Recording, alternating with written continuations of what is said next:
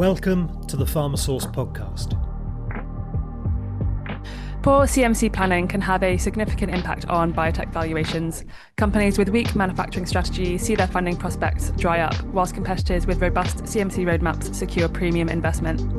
At CDMO Live Europe 2026, Marta Kijanka, founder of MK Bioconsultancy, will be hosting a biotech CMC bootcamp, focusing on how early-stage biotechs can get investor-ready with a series of talks and strategic frameworks. And I'm pleased to say Marta is with us today. So Marta, thanks for joining us. Let's start with you then. So you've had this unique career journey from academia to biotech CEO to CDMO operations and now consulting. So can you briefly tell us what you do today? Hi, Laura. Thanks for having me here today. I really appreciate the opportunity to share a bit of the story that I've lived and am living till now. Yeah, indeed. What I'm doing now is I act through my consultancy as a strategic project manager for biotech companies, guiding them through the complexities of the CMC project development, from early development through the manufacturing and regulatory readiness. And my role is really about connecting the dots and doing that fast. It's about translating the deep technical expertise that is there within the teams of the biotech companies into executable plans that have a real clear path forward. And that all managing the timelines, the risks, and the resources. So I think what enables me to fill this role is the fact that I've had quite some twists in my career. I've worn multiple hats. So I've been in the academic research and discovery. I've played a role in biotech leadership. I've been in the CDMO operations and quality. So I've seen a lot from multiple angles, and it's really invaluable at this point because it gives me the opportunity to see the challenges before they actually arise. And if you can anticipate on the problems, it also means that you can proactively address them. You can discuss with the teams how to best balance the speed, the quality, and the cost while you have that issue in front of you. So essentially, I help companies move from ideas at the bench to really reproducible and scalable processes in the clinic and hopefully beyond. Great, thanks a lot, Marta. Yeah, I know you've kind of been really around the biotech block, seeing lots of different angles of perspective. Super interesting. So drawing from your extensive CMC experience, what are the fundamental principles that separate successful CMC programs from those that struggle? Well, I think that it boils down to three things: the clarity, the rigor, and the alignment. Successful CMC programs have a very clear development plan with well-defined milestones. The rigorous risk management, which is built in from the get-go and not later along the way when we feel we might need it in the future. No, you really need it from the start. And finally, the alignment. And I think the alignment is the most important. I mean alignment between your scientific team, between your operations, between your business team. And I feel that leaders really need to prioritize that your team is aligned, that everyone shares the same vision and has the same understanding of the milestones that need to be achieved by the team. Okay, yeah. And so having worked on both the biotech and the CDMO sides, what are the biggest misconceptions each side has about the other? Well, if we start with the biotech side, I think that the biggest misconception is that the CDMO is merely a service provider, a bit of a restaurant where you go, you take the menu and you pick what you want. Whereas in reality, CDMOs are partners with deep, extensive technical expertise that can be leveraged strategically, and you can build on the experience that they already had, because while you go to the CDMO with the one molecule, they've already manufactured a number of molecules. You can build on that experience. And then on the other side, the CDMO side, the misconception there is that very often CDMOs think that the biotech teams fully understand the realities of development processes, and it's not like that. Very often they underestimate the timelines. They don't fully understand the regulatory requirements and the complexities of scale-ups, for example. So if you have both of these parties, the CDMOs and the biotech companies, see each other as collaborators rather than transactional counterparts, it can benefit both of them. I see. So talking about timelines then, at what point should biotechs realistically start engaging with CDMOs? And what are the consequences of getting this wrong? Well, the biotech should start engaging with CDMOs, I would say, much earlier than they usually assume. And not just when the candidate is fully defined, but early on, with the intention of building the relationship with the CDMO and fully understanding the technical capabilities that the CDMO can offer. And if you invest in those early interactions, you might want to build in there some tour facilities, the go and see visits to establish the trust and have the teams meet. It's really invaluable. The biggest challenge, though, is that biotech companies are required often to make a commitment at a point that maybe they don't yet have full funding in place, or maybe they have not yet fully defined their candidate, and it is somewhat preventing them from starting that interaction with the CDMO. But again, if they are transparent, if they approach the CDMO with a clear story that we're under development, this is where we're standing now, our plan is to have by X and Y achieved this and that, and so we would like to produce in our optimal time frame of whatever that may be. If they start that discussion early on with the CDMO, that means that they can start to plan collaboratively and without surprises. And that also means that through this open communication with the CDMOs, through that time that allows to build the trust between the two teams, they can position themselves to actually move fast when the timing's right and when the funding's in place. Because if they don't do that, what they are actually risking is that they won't have the time that they need for the preparation of the manufacturing campaign. That means compressing the timelines, increasing the stress on both teams, rushing transfers. And sometimes it might actually lead to a situation that a biotech company is forced to compromise on the partner that they were intending to go with in the first place. So the sooner the better.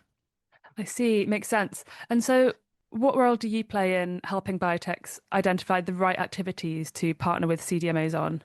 That's a really good question. What to outsource and what to still keep in house, and it's a decision that needs to be taken with a lot of consideration and not lightly. So how to do that in order to do that well? In my view, outsourcing is not just a checklist. It's not that, well, you have another, say, antibody project and previously we have done it like that, so this time we're also going to do it like that because it works then. No, it's a different molecule, it's a different company, it might be a different CDMO. So you really need to revisit the situation with a fresh set of eyes. So I think what helps is to ask yourself the question, where can a CDMO add technical value and where can they risk my program? Because it's all about adding value. So what would be good is, like, let's take, for example, manufacturing of monoclonal antibody. Typically the upstream processing, downstream processing, these are intense steps resource-wise, and these are also the steps that require a considerable amount of expertise and really deep technical knowledge. And let's be frank, most starting biotech companies simply don't have that luxury. in-house. So this would be one of the elements to outsource. So I would say it's very case by case dependent, and you really need to look at the whole project, at all the different elements that you have ongoing there to make a proper outsourcing plan for that particular molecule that you're dealing with. I thought that was really interesting how you mentioned risk with CDMOs. What would you say is the kind of most risky point to involve CDMOs in? I think the risk is when you don't have full understanding. If your molecule comes with certain constraints of which you know as the developer of the molecule, for example, aggregation, if it's prone to aggregation, and you go to your drug product manufacturer and you don't share that information with them, you just assume they know. So first point, don't assume. Say it point blank. If you don't mention it, they might not be aware of it. They will proceed as they would usually proceed, and you will only find out about problems at the moment that they are actually manufacturing, whereas you could have prevented that up front. So I think a lot of risk can be prevented with good communication. I'm a firm believer that if you transparently share what you know about your molecule with the CDMO, given their technical expertise, they will able to guide you to the best possible process you can develop for that molecule. So be upfront, even if you have issues, especially if you know there are issues with your molecule, with the formulation, share it, because maybe they already know the solution, maybe they've seen that before. Don't be afraid to share that. Absolutely interesting. So let's move on to process development then. Why do analytical methods consistently become bottlenecks in CMC programs? I think the problem with analytics is that with the whole heat and complexity of the manufacturing process, analytics very often tends to be left somewhat on the side with the mindset of we're going to deal with that later. We have some methods, we'll take some from Pharmacopoeia, some we had during our R&D days, but we never really worked them properly through to the stage where we're now. And then suddenly you are in that manufacturing. You need to set your specification. You need to decide how are you going to release your drug substance or drug product. And you really need that analytics to be in place, to be robust, to be reproducible, and to be trustworthy at that point. I think it's underestimating how important analytics is for your whole program as such. And that's why you get issues with it. And I think it's also important that companies realize develop your analytics stage appropriate. You don't need all your methods fully validated from the get-go. Take a critical look at which stage is your drug. What do you really need? What do you really must have? And what you can develop down the road. And so I know in a previous role you transitioned teams with academic backgrounds to industrial practices. So for our audience working with early stage companies, what are the key cultural and operational shifts that need to happen for successful CMC execution? I think the biggest shift is the mindset, really. Because if you look at it, academic teams, they are rewarded for the discovery, for their innovativeness.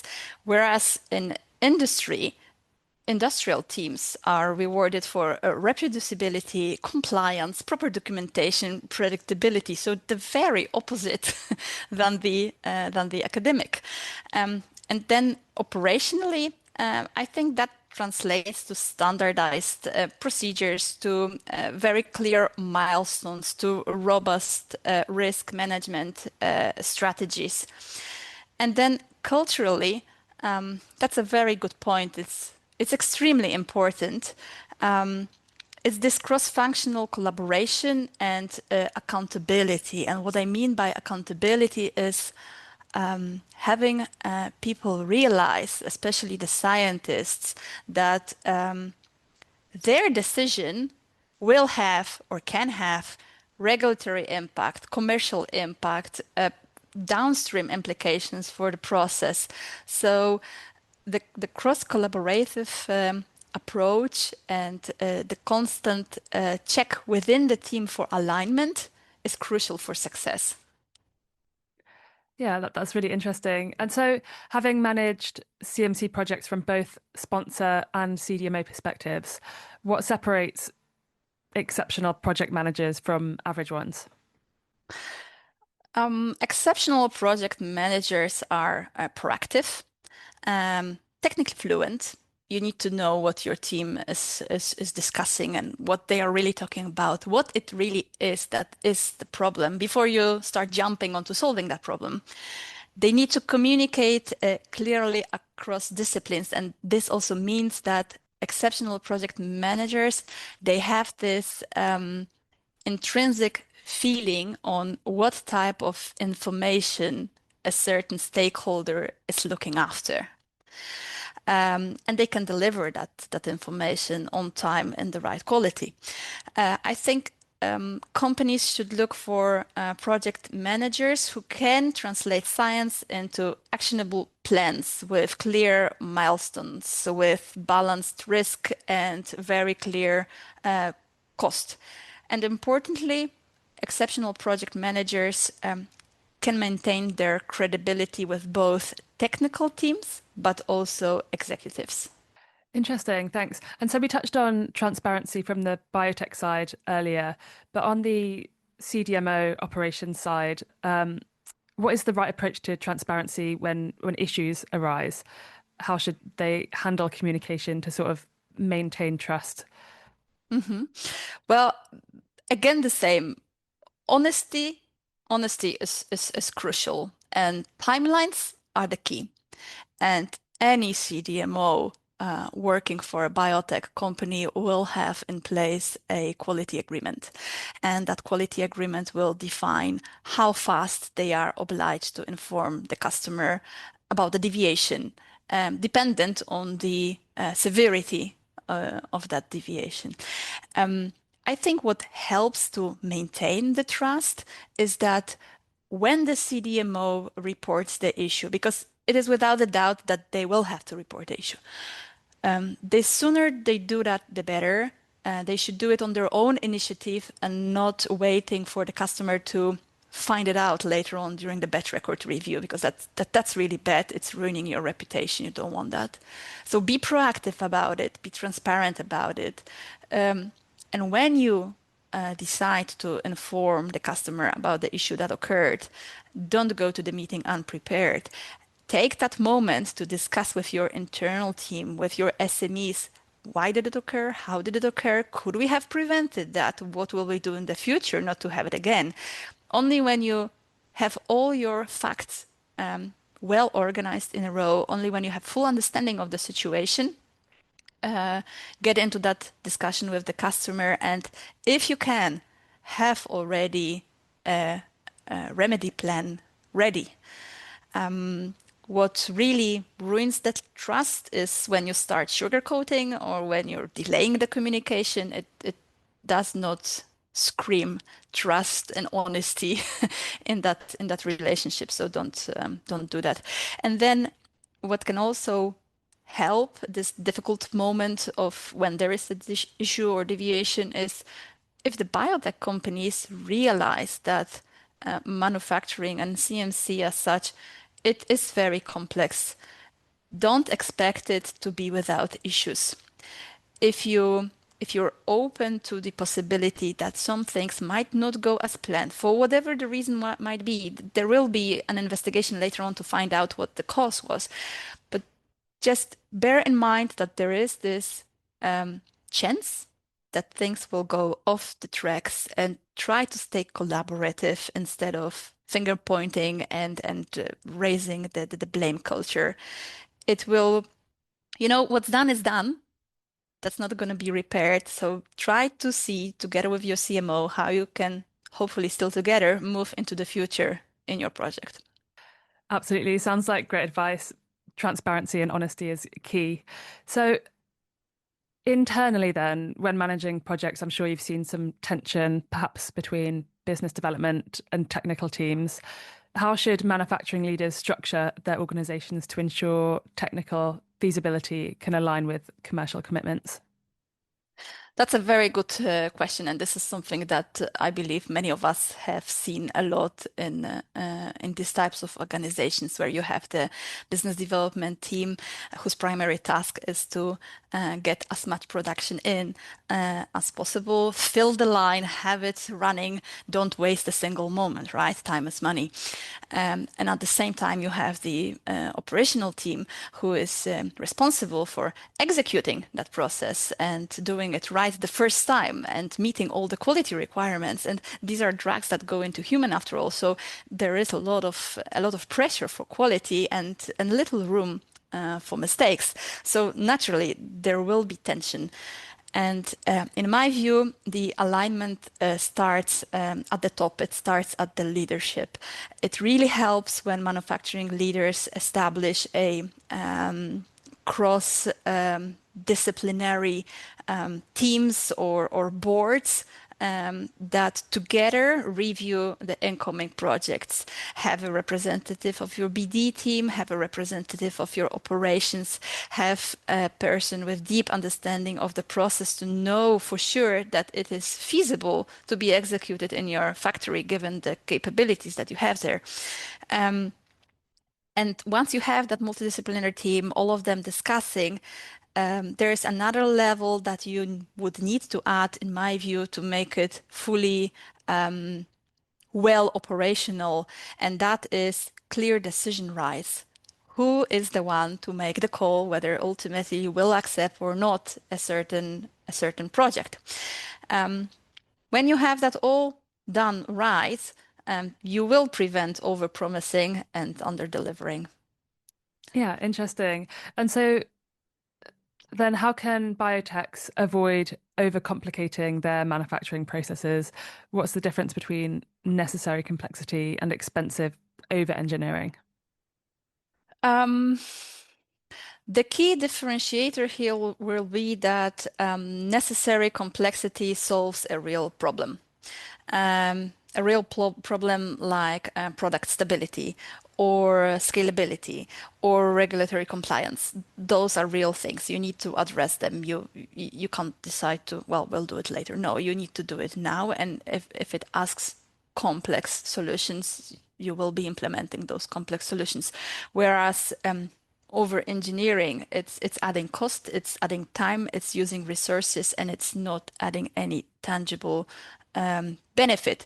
So the best way to manage this is simply by asking yourself at every step of the way the very simple question: does this step truly add value, or are we adding the step simply because we can?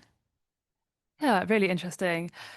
Finally, then, could you tell us a little bit about the Biotech CMC bootcamp you're running at CDMO Live 2026? Who is this designed for? What are the key topics you'll be covering? What gaps in the industry are you trying to address? So the CMC Bootcamp 2026 is really the event to visit. It's designed for early and maybe mid-stage biotech teams that are navigating the complexities of the CMC development. And it's designed primarily for project managers, operational leaders, CMC leads of the companies that are doing it for the first time. Those companies could benefit from learning about how you can turn that technical knowledge into de-risks, executable development plans. So we're going to be talking primarily about that. We're going to be addressing topics like how do you design a scalable process?